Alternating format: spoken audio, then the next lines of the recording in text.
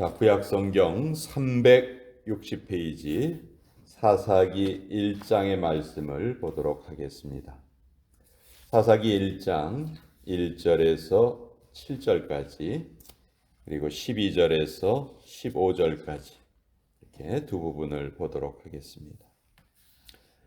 사사기 1장 먼저 1절부터 7절까지를 같이 읽겠습니다. 시작. 여호수아가 죽은 후에 이스라엘 자손이 여호와께 여쭈어 이르되 우리 가운데 누가 먼저 올라가서 가나안 족속과 싸우리이까. 여호와께서 이르시되 유다가 올라갈지니라. 보라, 내가 이 땅을 그의 손에 넘겨 주었노라 하시니라. 유다가 그의 형제 시므온에게 이르되 내가 제비 뽑아 얻은 땅에 나와 함께 올라가서 가나안 족속과 싸우자. 그리하면 나도 네가 제비 뽑아 얻은 땅에 함께 가리라 하니 이에 시므온이 그와 함께 가니라.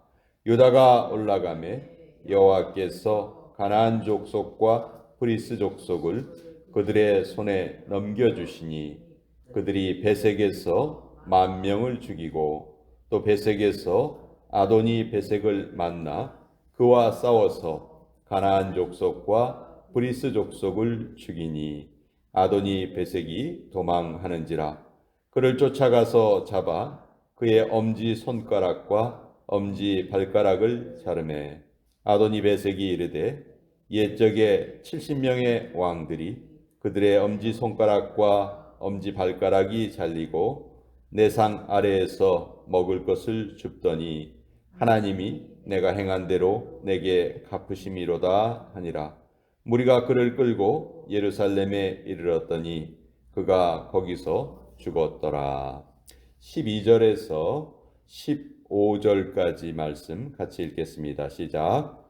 갈렙이 말하기를 기럇세벨을 쳐서 그것을 점령하는 자에게는 내 딸 악사를 아내로 주리라 하였더니 갈렙의 아우 그나스의 아들인 온니엘이 그것을 점령하였으므로 갈렙이 그의 딸 악사를 그에게 아내로 주었더라.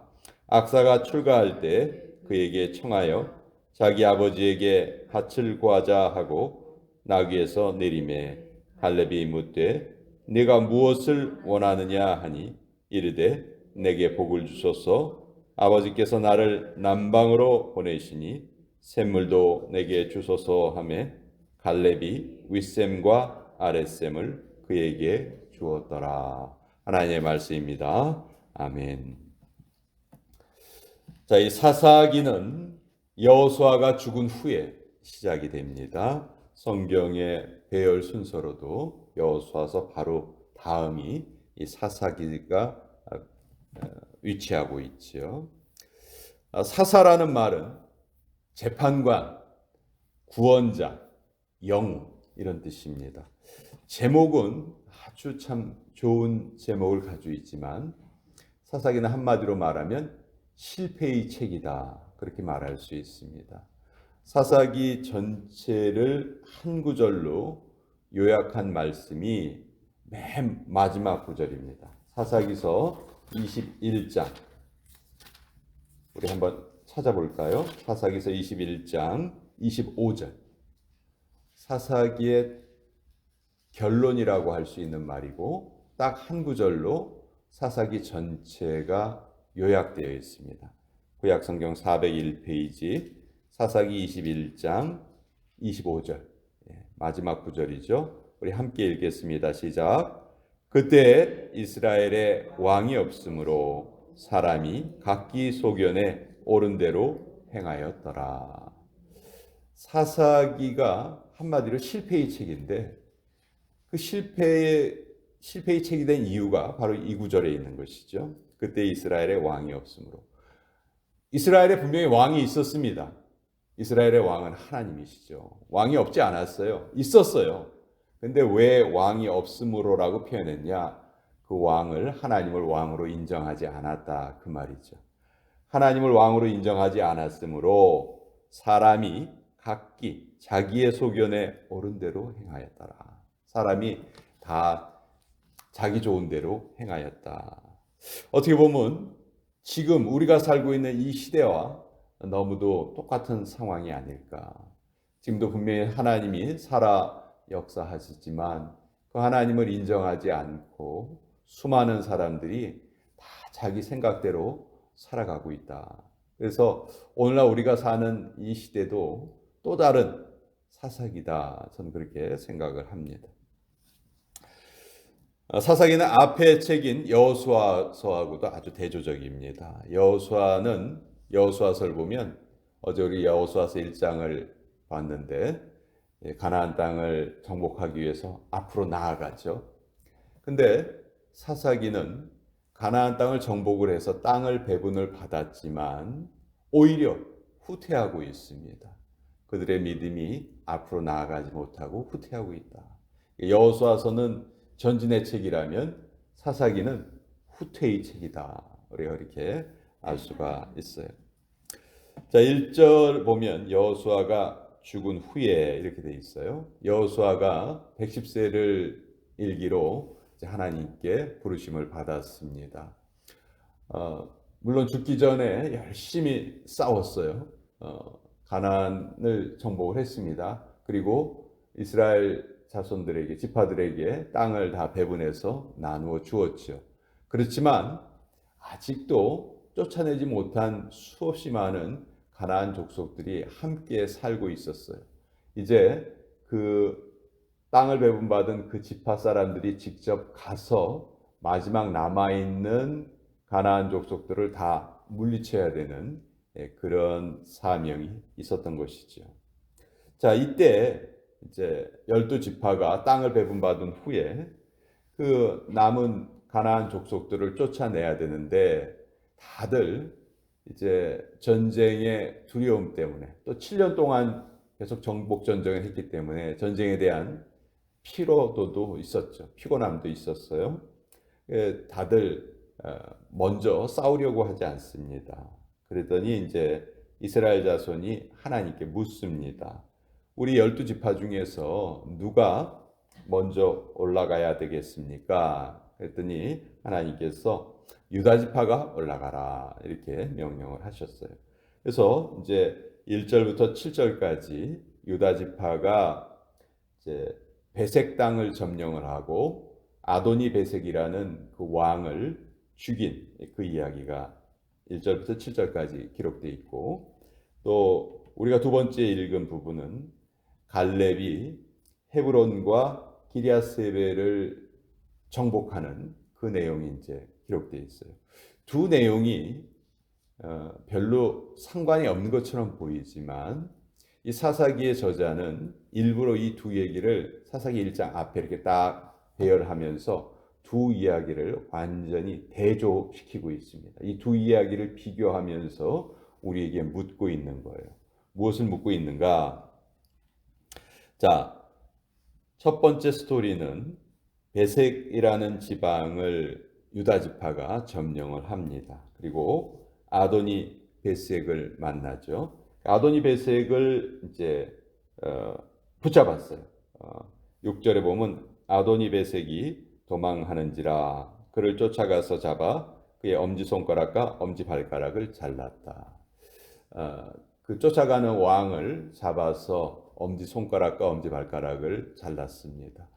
고대의 이 형벌은 더 이상 무기를 잡지 못하게 하는 그런 형벌입니다. 그러니까 군인으로서 또 왕으로서는 가장 치욕적인 일이 엄지손가락, 엄지발가락이 잘리는 일이에요. 지금도 엄지발가락이 없으면 여러분 못 걷습니다. 아유, 엄지발가락 없는데 왜 못 걸어? 근데 엄지발가락이 없으면 못 걸어요. 다른 4개의 발가락이 엄지발가락이 없을 때 우리 몸을 지탱을 하지 못합니다. 그래서 엄지손가락과 엄지발가락을 자르는 이런 형벌을 당하고 또 죽임을 당하는데 7절에 보면 재미있는 말이 있죠. 아도니 베색이 과거에는 아도니 베색 자기가 힘이 있을 때에는 자기가 70명의 왕을 붙잡아서 똑같은 형벌을 자기가 내렸던 거죠. 근데 이제는 오히려 정반대로 자기가 행한 대로 그대로 당한 거예요. 자, 이 1절부터 7절까지 이야기는 뭐냐면 하나님을 알지 못하고 살았던 아도니 베셋의 약속의 땅, 가나안 땅에서의 두 모습인데요. 첫 번째 모습은 가나안 땅, 약속의 땅에서 하나님을 모르고 살았던 한 인물의 최후, 아도니 베섹의 최후입니다. 두 번째 이야기는 이제 갈렙이 헤브론 땅을 점령하는 이야기인데, 그 갈렙이 헤브론 땅을 점령을 하고 드빌이라는 곳을 또 점령하기를 원했어요. 근데 그 드빌을 점령을 할 때 상을 내 겁니다. 12절에 갈렙이 말하기를 기럇세벨을 쳐서 그것을 점령하는 자에게는 내 딸 악사를 아내로 주리라. 여기 보면 이제 드빌, 기럇세벨이라고도 하고 드빌이라고도 부르는데 헤브론 지역에 있는 하나의 그 마을입니다. 이제 그곳에 이제 거인족들이 살고 있었어요. 안악 자손들이 후예가 살고 있었는데 그 누구도 거인들하고 싸우려고 하지를 않죠. 그러니까 자기의 딸을 이제 내건 거예요. 내 딸을 아내로 주겠다. 그랬더니 13절에 갈렙의 아우 그나스의 아들인 온니엘. 이 온니엘이 최초의 사사죠. 갈렙에게는 조카입니다. 갈렙의 조카 온니엘이 이제 그것을 점령을 했어요. 그래서 갈렙의 딸 악사와 결혼을 하게 되었죠. 근데 이 악사가 아주 현명한 여인이었던 것 같아요. 14절에 악사가 이제 온니엘과 결혼을 할 때 자기 남편에게 우리 땅을 구해야 되겠다. 땅이 있어야 되겠다. 우리 아버지에게 밭을 구하자 하고 그 아버지에게 뭐라고 부탁을 하냐면 15절 내게 복을 주셔서 아버지께서 나를 남방으로 보내시니 샘물도 내게 주소서. 그래서 갈렙이 윗샘과 아랫샘을 그에게 주었더라. 당시 그 중동 지방에서의 샘물의 가치는 뭐 정말 억만금을 줘도 바꿀 수 없는 그런 아주 소중한 가치를 지닌, 물이 없으면 뭐 사람이 살 수가 없으니까요. 근데 그것을 이제 얻게 되었다. 자, 이 두 이야기는 약속의 땅 가나안 땅에서 사람들에게 주어진 두 가지 운명을 말합니다. 약속의 땅에서 하나님을 믿고 살아가는 사람과 약속의 땅에서 하나님을 믿지 않고 살아가는 사람의 두 가지 아주 완전히 대조적인 모습을 일부러 사사기 앞장에 맨 앞부분에 이렇게 배열을 해놓은 것이죠. 아도니 베섹이라는 인물, 하나님을 하나님으로 인정하지 않고 자기 뜻대로 살아갔던 인물. 이 사람은 결국 엄지손가락, 엄지발가락이 잘리고 죽임을 당했다. 반면에 하나님의 백성, 하나님을 알고 하나님의 뜻대로 행하려는 사람, 하나님의 명령대로 가나안 땅을 정복하려는 사람에게는 하나님께서 땅도 주시고 샘도 주셨다. 그러니까 가나안 땅에서의 완전히 대조적인 두 가지의 모습이라고 할 수 있죠. 가나안 땅뿐만이 아니겠죠. 오늘 우리가 살고 있는 이 세상을 가나안 땅으로 비유해서 말하고 있다. 이렇게 우리가 이해해도 좋을 것 같습니다. 우리가 사는 이 세상도 지금 두 가지의 모습을 가진 사람들이 살아가고 있다. 하나님을 하나님으로 알고 섬기는 사람들, 그리고 하나님을 하나님으로 인정하지 않고 사는 사람들이 같이 섞여 살고 있죠. 그들의 운명이 어떻게 될 것인가? 성경은 그 운명을 우리에게 정확하게 알려주고 있는 것입니다. 그러면서 이제 우리에게 동일한 질문을 합니다. 너는 무엇을 선택할 것이냐? 자, 하나님께 우리가 하나님을 올바로 섬기기만 하면 약속의 땅 안에서는 얼마든지 우리가 땅도 받을 수 있고 샘도 받을 수 있고, 그렇지만 하나님을 알지 못한다면 우리에게 주어지는 것은 멸망밖에 없다.